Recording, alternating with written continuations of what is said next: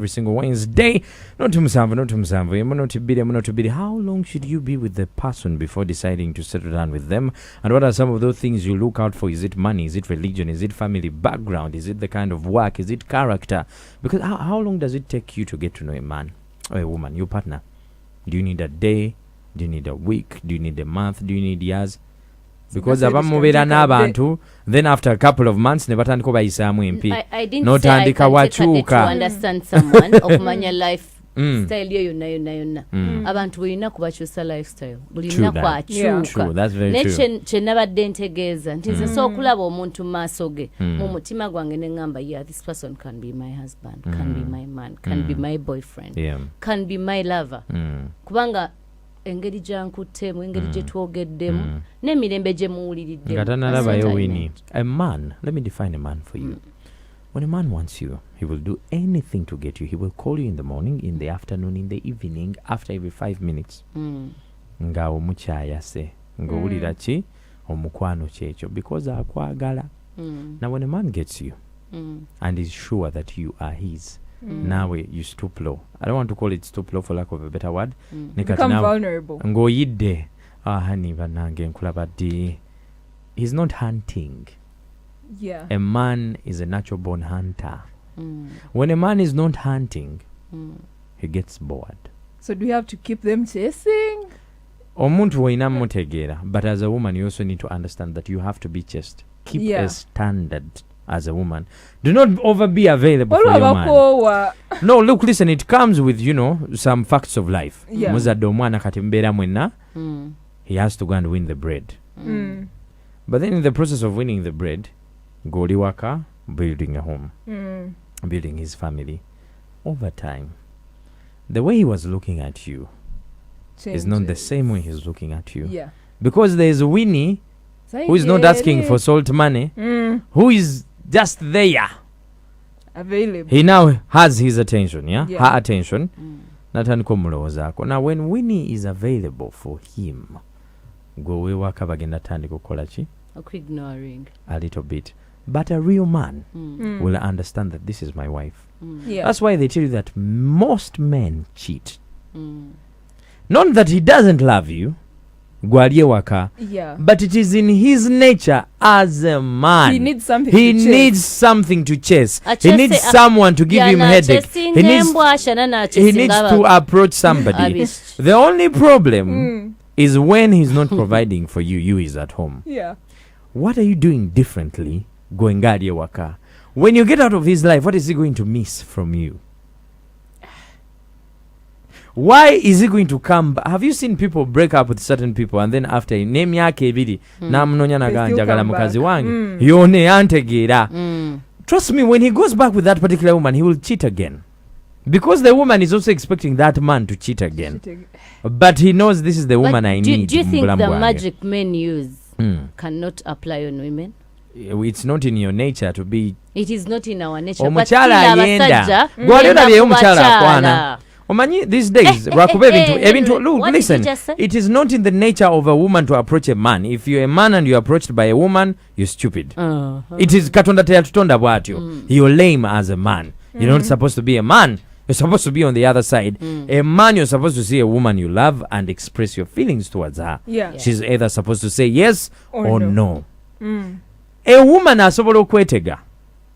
She can make all the efforts to facilitate the first move, but it is not in the nature of a woman to say gwe unkuba.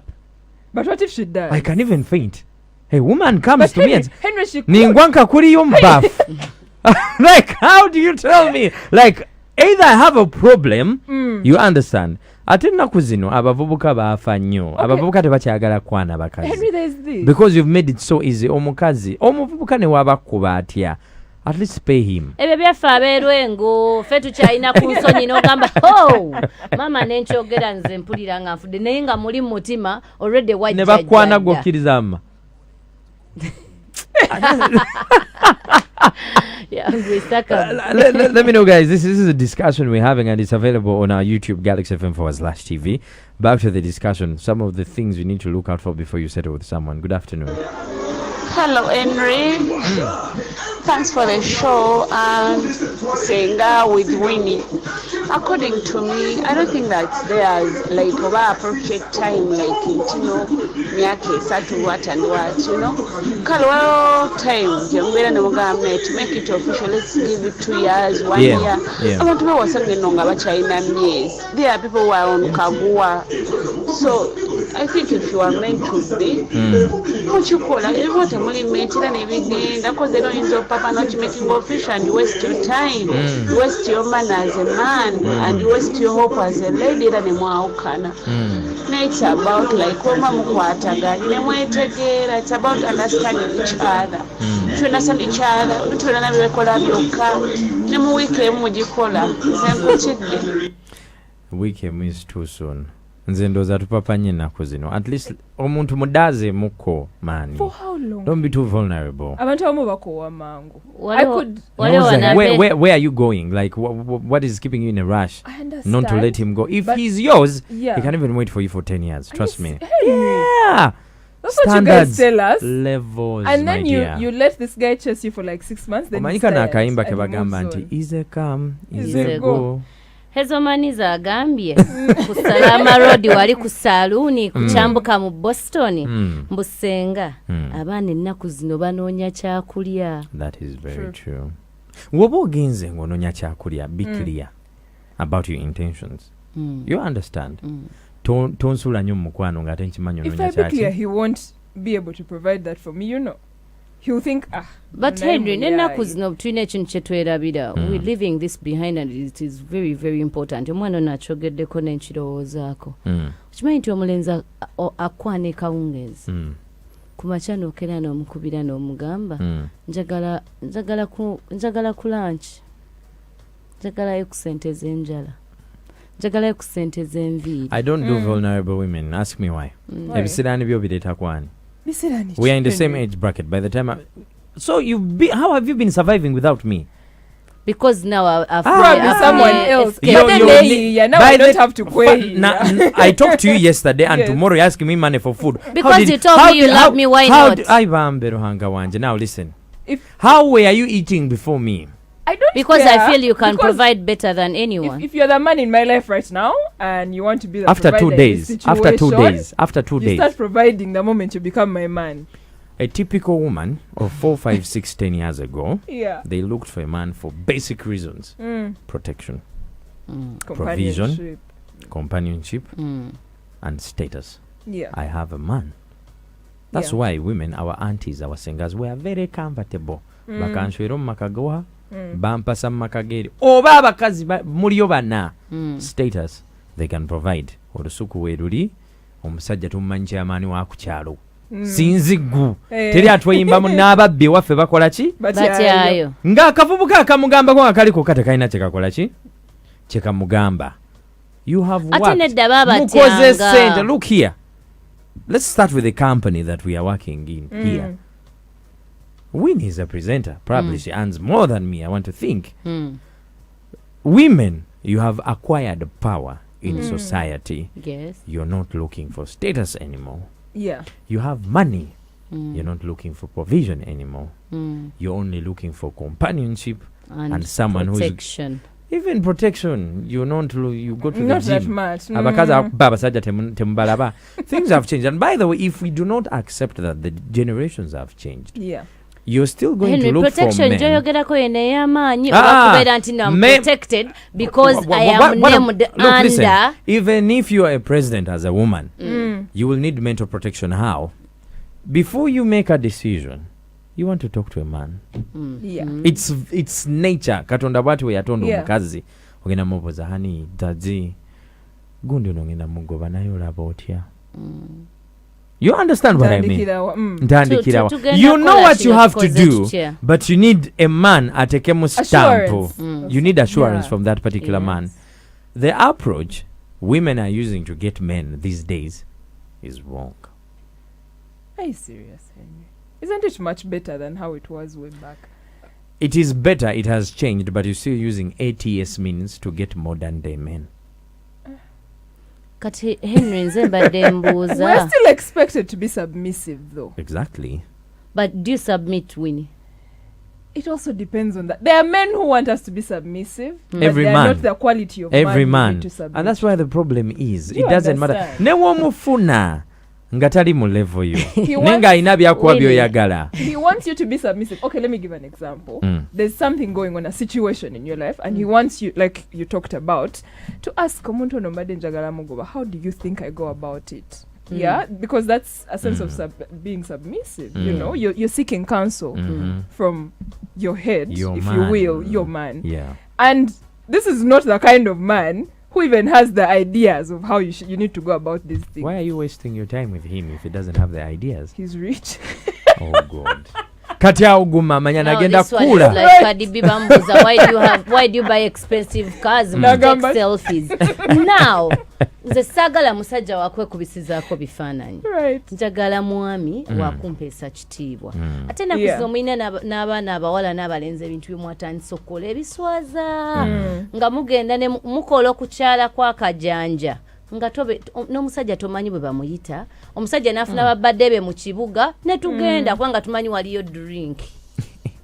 Ne mugenda ku mukolo. Ne twekolako Gomesi zibaawo walimu azikolola dda ziri ku emergency. Emyenda ne tugenda nga tekuliko. Yeah, there are associations, you know, like these people that say hi us and we come and cry on your funeral.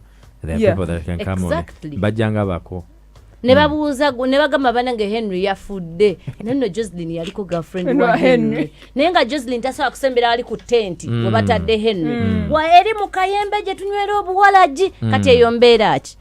Banange mbabulye tuleke okupapa. This is what I was saying at the beginning. Ne mbagamba nze muwala wa Rwamakuba njagala ngende nfuna omwami wange ne bwe tubanga status si eri awo nti nnungi tujja bikola naye otutte that initiative of like kangende mba Zzina ndabe kyekibeera ewaabwe beekwata batya beeyisa batya ewaabwe are they welcoming nze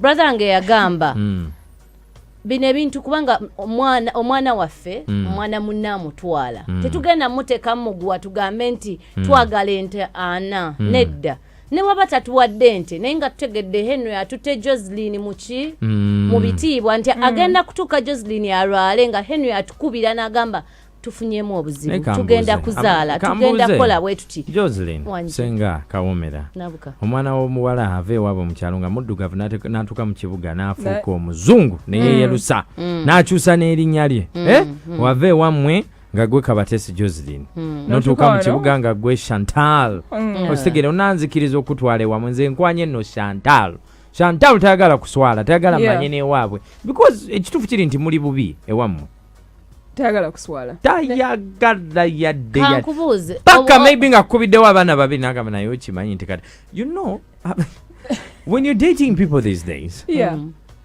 they don't even talk about their relatives their family. Oh God, asuka kulwala biswaza n'ogenda mu ddwaliro n'omubuuza naye gwe ngenda ku mulimu ani agenda okulabira agamba my sister basista tubalabira mu ddwaliro oba ku nnyimbe. You understand what I mean? The fact that omuwala w'ennaku zino has changed her identity. I don't know if they are ashamed where they come from. There are also boys who have really changed their identities. Omwana w'ennaku zino omuvubuka omulenzi ava eri ng'ewaabwe babeera mu kasiisira n'atuuka mu kibuga yatoloka nno na ku ssomero n'atandika okupangisa wano n'azungira mu bishuga mami n'atuuka nga alina ttatu yasiba amaviiri okitegeera nga yakyuka yaserengeta ali kaserengeto si oli nga n'ewaabwe bwe bamusanga bamuyita nako guno omutabani wanako hapana.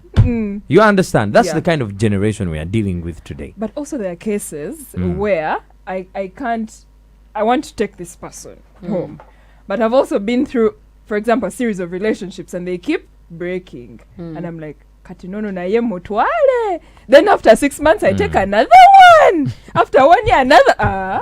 For as long as you're muzire those things happen. Ate these days abana we mange yefia je mulina it is very wrong. Buli lunaku tubeera n'abantu ne tulowooza nti batwagala naye nga tebatwagala n'omuleka n'ofuna omulala. We just trying out a life of whereby nina okusooka nefuna omuntu omutuufu. Nze maama wange sisobola kukeera kumakya nengenda ne mulaga Henry leero ne malenkera ne mulaga gunsoka ne ntiamu ne ngamba kansoke ngumikirizeeko osanga Henry tuna making up bundi zaffe mistakes zaffe tuja we shall get back Henry bwolema ntandika okunyumyako ne mama wange nga ene mama what do you think about this person munange twaliwetine bwetine ne kigaana nze mama nga agamba ekintu kimu nga tonaba kubeera na muntu oyo soko omusabire ofune omwoyo oyo w'omunda the inner person to tell you who that person is tuze tubikola nzize mbikola ng'abantu bange mbasabira era ne bagenda nagenda notaddamu namusanga mu kkubo naye nga ze ng'ali serious ng'akugamba Jocelyn you want this I'll give you this kati ate bannaffe fe abalina abaana twalaba abaana bo kati ate abaana bange bakwataganira wane ne bino nomala okutuuka mu bufumbo n'omwami oyo nakulaga nti n'abaana bo tabamanyi tayagala kumanya awo watandika okwogera nti oli kikazi kikulu oli kibi olina abaana basatu ozaala nnyo. No, but at least I want to credit you because you have shown me who you are and what you are. Abawala b'ennaku zino n'erinnya lye yakuwa fu you are dating people you don't even know their real names. That is true. You know her Instagram name, you know her Facebook name, and you see her on Snapchat. That's why you make progi ndi wano ntudde kula patio jangu ndi ku 911 nojja nodukaze meza najja nonasula ne mwegatta. Can you imagine how dead this generation is? Yeah. Ne wegatta n'omuntu like your bodies unite. But you tell them all the sweet things. You don't know their name. The devil in them will come out. Lwaki ewaffe gye tuva watuswaza? Why lwaki bawini temwagala? You know why? I'm not saying you be vulnerable first time, but at least if before you connect with somebody, by the way, maybe the okwegatta it's not. It's not just into because so many families abantu abasinga gye bava. Many people come from very toxic families. You're going to bring two men in 1 year. They'll be like, hey, kale muwala wa gundi agenazala mwana wa kusatu, she's married. Unali wano myaka emeka yakaleta abasajja babiri in 1 year. I don't want you to take me to your home instantly, but I want to know who you are besides Snapchat. Besides the girl you I might found decide to leave nga yambadde kamini nga anywa shisha nga ataddewo embeera awo. Yeah, I don't want that if I want to be serious with you. By the way, you need to identify a man who wants to be serious with you. A man who wants to be serious with you is going to ask fundamental questions. It is what I was telling you in the beginning. Nengamba Henry, omuntu ategeera jakubuuza. What is your name? Exactly. Where do you come from? Yeah. What do you do? Kampala okola ki nga sina wadde ne wantu wenga nti nze ntuula wano nakubira ku ssaawa nyezo okumakya ng'okyali mu buliri banange n'abasajja tubasaasi. The first thing kyagenda okubuuza tugenda wa leero onyuka samka honey I miss you neyegonza ogusajja nagwo nenkulaga nti nno nze Jocelyn newembeera nnyuse nga nemba sina byakola so kane ngamba today is a very busy day ndabe naawe ogamba otya kale nneme kulabako. We irritate them buli bwe tubalaba nonyumya ku kino noyogera ku bajjajja babaffe dda notandika okuleeta ebibuuzo ebitakwata nze no jjajjange yafiira mu accident gundi yatema gundi kubanga oli available. So is that what he was talking about? You know, someone here saying, you see, someone here, you go by Trudy, you're a girl on WhatsApp, agamba, byonna tugenda byogera. But the fact is that omwana w'obuwala ow'ennaku zino tayagala kola. Tagenda kola, tayagala kola, era amanya alina weebwa. Abalenzi mwe bamunyambako. Buli bw'osanga omuwala ngali awo talina kyakola muleke. Kyekigenda obbawekinga bizadde biri eringa kwegamba byakola nabo bennyini ssebo bakoowa okubayita olusente gwe buli kaseera tebakoowa. By the way, bizadde bye bituviriddeko obuzibu because you know there is an option. What you can't provide. Exactly. What I can't provide. A guy agenda kwata amusorting rent myaka ebiri. Pa! Buli kimu asorting. Bwe giggwako obeerewa. Era abakyalibo mu myaka ebiri kizadde kira kiri kiyinza oba nga kyafa n'ofa nga yafunayo ekirala dda. Abaana b'ennaku zino tebakyatya bulwadde babawo nga bangi muve ku bulwadde tebakyalina nsonyi. That's true. We come to the beginning of the end of this conversation. Do feel free to drop your comments. Kamfune babiri basatu abasembayo on 0707 102 102. Things you need to look out for before you decide to say that this is my person. Good afternoon. Uganda yafuuka y'abasibi bakatambula Henrie yakubuulira amazima basi bakapapula omutomera ng'omulaba ali so perfect ali so biki ennaku eziddako awo maaso ne bikuggwako ate mukama wakuwa omukisa n'otomera gw'otomedde nolanga omumyayo genolaba nga like ate yakyuse byakolanga biri amazing oba kitegeera so kati like byafuuka bya betting to betting abo bettinzi olabulayo n'ogamba omanyi kangizise Galaxy Mr. Henrie weebala kuweereza ono Edison Entebbe abakazi b'ennaku zino oba abawala tebakyali ku byakunoonyereza mbuomulenzi avaawa oba abeerawa kasita oba olinamu akasenteko kasita oba olina akasenteko yakwagala kasita oba olina akasente ate wekamala okuggwako nga watambula ng'agenda ow'omulala tebakyali ku ebyo mbu banoonyereza nti ovaawa yayagala kimu sente motoka ebirabiko kati laavu yafuuka ya bizinensi akasente wekakkugwako ng'anoonya omulala alinamu kasente mwebale kuweereza kati temukkiriza akabaggweko. Galaxy. Hello Henrie, yes, this is Maya from Saudi.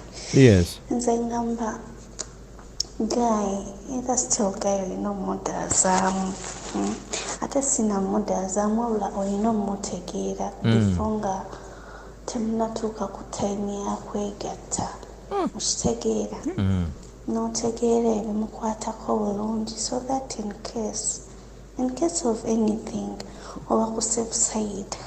Galaxy. Yo ndi taata omuwuliddewo oba kiwabula oba n'omutima gw'omukyala omulenzi kumutwala mu bazadde be oziko n'okumupiita obulungi mu buliri ndoza owulira. Galaxy.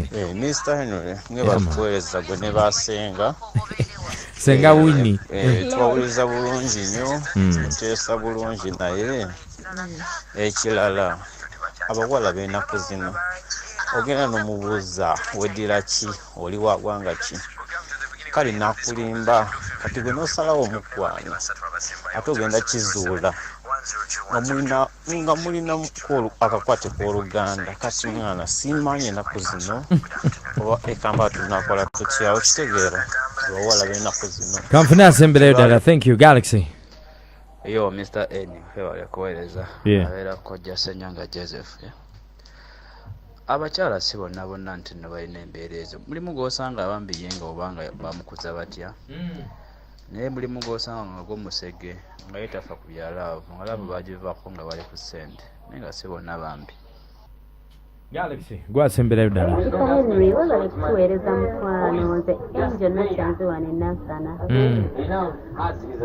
obutiku kyo kyetaagisa okusalawo okubeera n'omuntu ate emyaka ebiri oba otegeddeko ku wikinesi z'entonotono naye nga byerya ddala si kirungi kuzaalira musajja nga tomanyi waabwe nga tamanyi wammwe naddala gwe mukyalo olina okumanya omusajja gye bamuzaala ekyesi nga bakwekyanzeeko olina ogenda otandikira. Thank you. Abamu ku mmwe mubeeraawo ne muzaala ne babongerako abaana abalala naye nga temwagala kuddayo. You know, they disrespect you 100%. Nobeera onogamba bannaye. Me as Jocelyn, I call it disrespect. Gozadde mwana munno omwana asooka owokubiri tomanyi waabwe. You don't know what omanyi tubeeraawo nga family ezimu nga zirina ebigambo byezigamba abaana baabwe. Omusajja akuzaddemu abaana talina kyakkoledde, oli muzigo, toyina mulimo, tomanyi musajja oyo gye bamuzaala, toyina kyolina, nakubakuba nno, nakusamba, nakuteekako bulwita nga bunna, weebale nnyo, nakugamba, babeera batujjukiza nno, toyina magezi, totegeera naye wammwe toyinaayo, naye nga naye waabwe takutwalangayo. Baami baffe, bakwano baffe, bw'obanga owulira toninaamu nnyo kyonneetaaza, ndeka ngende nnoonye omuntu alina ebirooto bye tusobola okufaanaganya. Mutumenya, mutumalamu amaanyi, mutufuula abatategeera, n'okutumalako in some families omuntu atoletanga musajja wakati ng'olina abaana toteesa kati ogenda kuteesa ngaani bawo yaleeta ente nti munnaye buli bwozaala omwana babawaayo ente neddayo ewammwe despite of all you're saying, the number of single mothers is extremely rising. We tuba twagala okwana abavubuka b'ennaku zino ayagala kwana omuwala naye gwasookera ayinayo akaana correct gwafunye bwati pa kati ate oyo gwafunye asobola okubeerawo kubanga ayina omwana nga nyina 18 naye gwolowooza nti erituukamu wiiki 2 waliwo culture ezimu kati ng'abahima tomala gazanyisa mwana we bwotyo toyina nti omwagaza It's 2 minutes to the top of the hour. Do you know Maliriza? Let me start with you, Winnie. Your final words for omuwala ali eyo awuliriza essaawa zino waliwo omulenzi amugambako they want to give in but they are not sure. Be careful. First of all, chances are he wants to hit it immediately. Just be very, very careful. Do background checks. If you ask the person and they're being shady, you do the background check for yourself. You do the background check for yourself. If the person is not clear, their background is not clear. Be like, it's better than the regrets after. Yeah, true. Oyinza onolooza naye omusajja alina abaana nga bana in 4 different mothers. Mukujja beegonza naye olumala okuba senga nga tumaliriza blue tick. Abaana bange abalenzi n'abawala ffe muleke ensobi abamu ze bakola edda mulowooze nti nno mwe temusobola zituukamu kisoboka naye tusobola okuba nti ffe tukyaliwo okubabuulirirako tuyinza okuba nga abamu tebaafuna batubuulirira nga twakola ensobi zaffe naye tekitegeeza nti jani ekomyawo osobola okuddamu n'oresettinga n'obeera ggwe n'obeera omuntu ow'enjawulo then you be omuntu aweesa ekitiibwa ate naawe n'obeera ng'osogambako Henry tokola nsobi eyo tobeera na mwana wa munno nga togenze waabwe we try and do those things ate n'omuntu akupakukirako nti ayagala kumugenda ewammwe amangu ng'ate naawe tomanyi waabwe nakyo si kituufu abaana baffe betugenda okuzaala bagenda okulaba ebizibu ebyo kubanga tugenda okumaliriza nga Zadi akuzaddemu abaana ng'ayina abakyala abalala 6 n'owuli ate nti nno Zadi yagudde ku accident n'akawala akato ng'ate tebalina gye babaziika limbo zajjula Kampala baazijjayo bagenda baziteeka eyo ewala kati mu butuufu otuuka nga tolina nawe otandikira ng'osigadde mu nsi ggwe n'abaana bo ate nga your lifetime commitment. Thank you. Drop your comments on our YouTube Galaxy FM/TV. I think my final word, I want to speak to the girl child directly. You see the love of money buli kimu okulembeza sente, especially when a man approaches you n'omupimirawo ensabo he's going to look at you as a commodity. Sorry to say, but by the fact that kyokulembeza sente, he's going to put a price tag on you. And he's not going to treat you as a human being. He's going to treat you as a commodity. Commodities have one thing in common. They expire. So if you put a price tag onto yourself, you're going to expire in his eyes and he's going to go and buy something else. If you're looking for something serious, give that boy child some time. Give him some attention. Speak to him. Get to know who he is. Let him know who you are. If you are Chantel, if you're Chantel, muchibuga wano on Snapchat, Instagram, and Twitter, mugambe nti yenze nachanze Esther. This is 100.2. It's the Red City Tovao. This is the mid-morning. This is the mid-morning to Kone Ku 100.2 Galaxy FM. Zzina. Galaxy FM is Uganda's #1 radio station. This